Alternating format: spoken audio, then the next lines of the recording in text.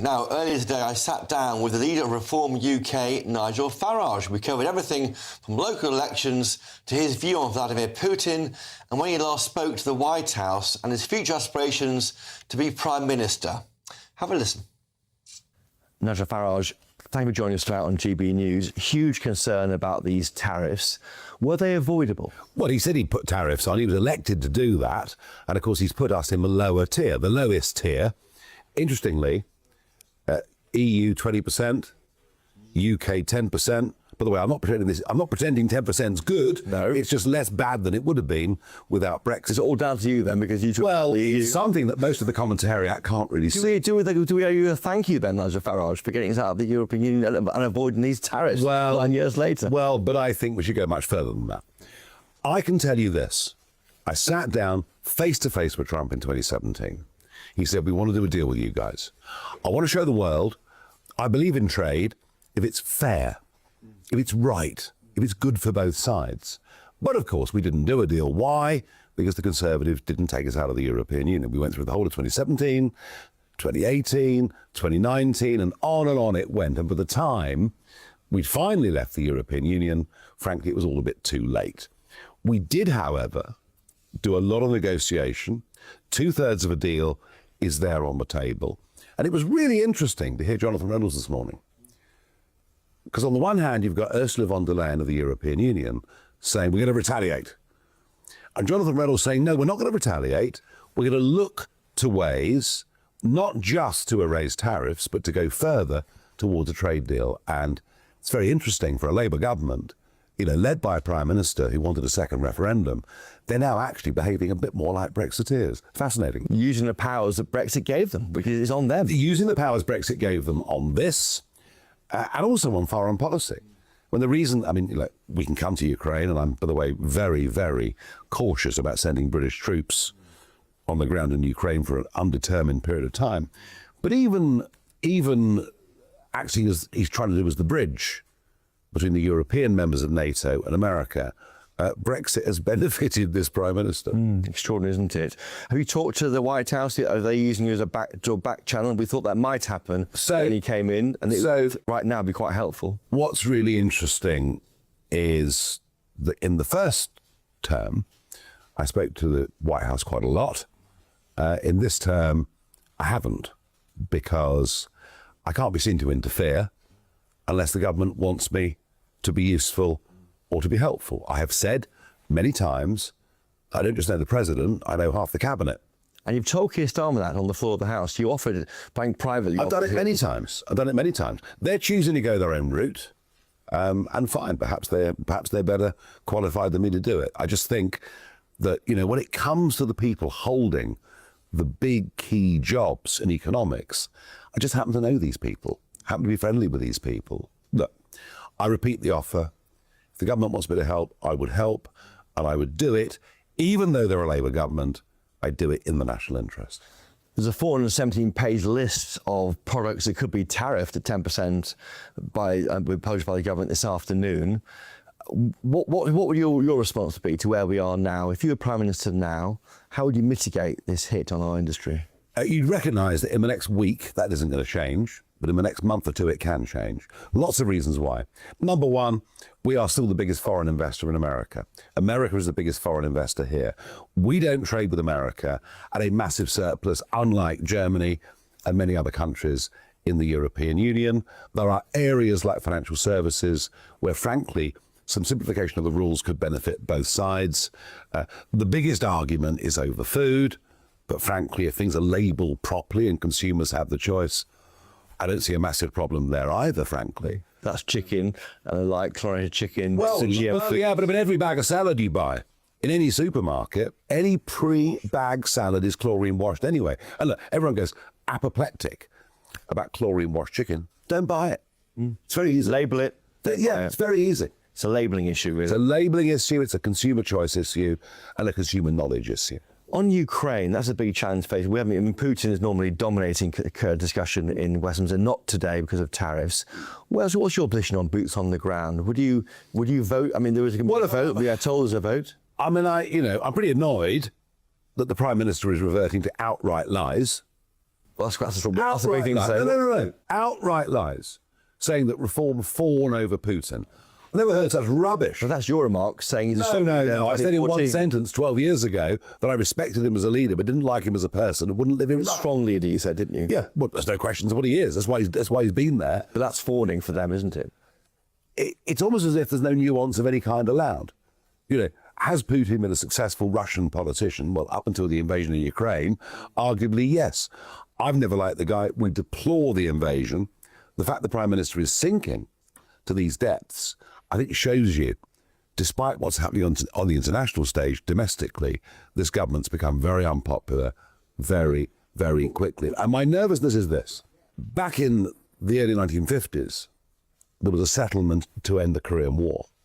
Korea divided North and South with the divide, and the Americans, us to some extent, but the Americans said they put an army in to maintain the peace. 72 years later, there are still 24,000 American troops in Korea. We went into Afghanistan in 2001. Little did we know we'd be there for 20 years. The British Army has been diminished since 2010. It's the smallest it's been for centuries. For every one man in the front line or woman, you need two behind, reserves, etc. So one, I'm worried the army isn't big enough, and two, I want the Prime Minister to tell me, if we send troops in, for how long, and what's the objective? Just briefly, other areas too. Chagos Islands, that deal has now been approved by the White House, we think, from government source. Yeah, I mean, the reason the Americans have approved it is because we've said to them, don't worry, guys, we'll pay for all of it. The Americans will not contribute a penny. And that bill is how much again? So nobody tells the truth on this because nobody understands simple arithmetic. The deal of $90 million a year for 99 years, that's pretty much uncontested, right? Even government doesn't fight back against that. £90 million a year for 99 years linked to inflation. If inflation runs at 3%, and given the way compounding works, that would be a repayment of £52 billion. And frankly, right now, well, when you've taken away the winter fuel allowance, when you're threatening family farms, when the economy and the borrowing figures are in dire trouble, and when you're promising to increase the size of defence spending, yes, why risk this money? And it's hard to sell, I think, when that figure, they do challenge 90 million a year. We'll see where that ends up, but it'll be a lot of... Well, I think everyone accepts it's 9 billion. You're standing in every seat in the country. That's a significant step forward for your young party. You're now ahead in the polls. Electoral calculus say you'll be the biggest party after the election. Do you want to be Prime Minister? Is that... Well, I'm immensely proud of taking this party from the 5th of July, from yes, millions of votes and just a handful of members of Parliament. I'm immensely proud we've set up 400 branches. I'm immensely proud that our membership has gone from early June, less than 30,000, to now 221,000. And I'm immensely proud that, 1,640 candidates are going into the field with a full slate for these elections. It has been my biggest goal since the general election to get this party ready to fight elections on a big scale. So I'm immensely proud of that. I make no bones about it. The 1st of May is important to us. We're pretty gutted that Norfolk, Suffolk, Essex, Sussex, no elections there, have been cancelled because they were potentially, on paper, our strongest areas. So no, May the 1st matters to us enormously. And those numbers, no wrong ones in there, often get caught out by... All I can promise you is that they've been fully vetted. We have vetted our candidates to a higher level and a higher standard than any party has ever done before for local elections. Obviously, you're a young party. You've been in charge for 8 months, 9 months, but you do lack a structure. You have 4 MPs now in the Commons, but who is your Treasury spokesman? Who's your Home Affairs spokesman? I mean, Rupert Lowe has now left, but he had a point, didn't he, about the lack of structure, organisation. Well, he never joined, actually. Oddly, he never joined. He stood for us without even being a member. I found that out recently, which is odd. But he's right on the issue of structure. Structure, we had to be. You purport to be a party for next government. You are comparing us with parties that have been around for 130 years or 200 years, right? We are a very, very much an infant in terms of time. First things first is to build a party structure, to be able From the grassroots up. from the grassroots up, which is why I'm touring the country. This will be, I think, my last day in London until May the 2nd. So building a structure, building a party, getting candidates out fighting elections, they come before having a Treasury spokesman, a health spokesman. Do we have to do all of those things? Yes. And one of the next steps of our development will be after May the 1st, during the summer, we'll get a party board in place with elected representation. This is, I mean, we are cramming years of evolution into a very short time frame. And you want to be PM yourself, don't you? You campaign against You know what? all your life. Do you know what? Do you know what? The reason I came back out of political retirement last year, Yeah. partly frustration that Brexit wasn't being delivered anything like I thought it should be, but chiefly because I genuinely believe that we are in a cycle of economic decline, of societal decline, Yep. of cultural decline, which if it's not turned around in the space of a few short years, this country will literally be unrecognisable to all of us. So you that can love imagine much yourself about going to the door of number 10. so let me finish. Yep. I see myself right at the moment to be the right person to lead a completely new political movement, if you like, a political revolution. And I believe right now I am the best person to do that. If somebody younger and better looking comes along who's more capable than me, do you know what?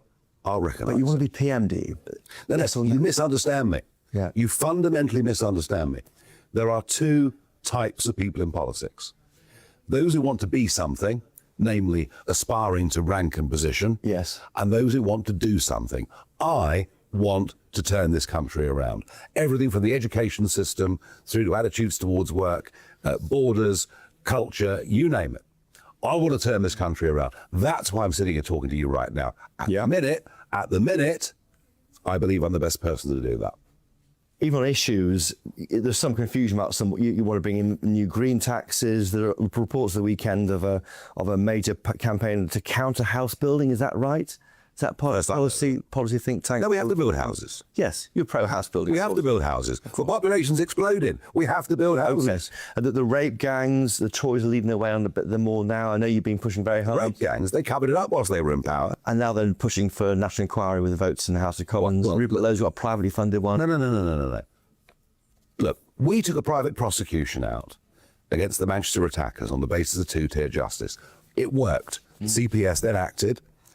I challenged the government to hold a national inquiry into the rape gangs. They responded by giving us 5 separate inquiries. There's no point me holding an inquiry into this or Rupert Lowe holding an inquiry into this unless it has statutory powers. Yes, of course, the rape victims need to be heard.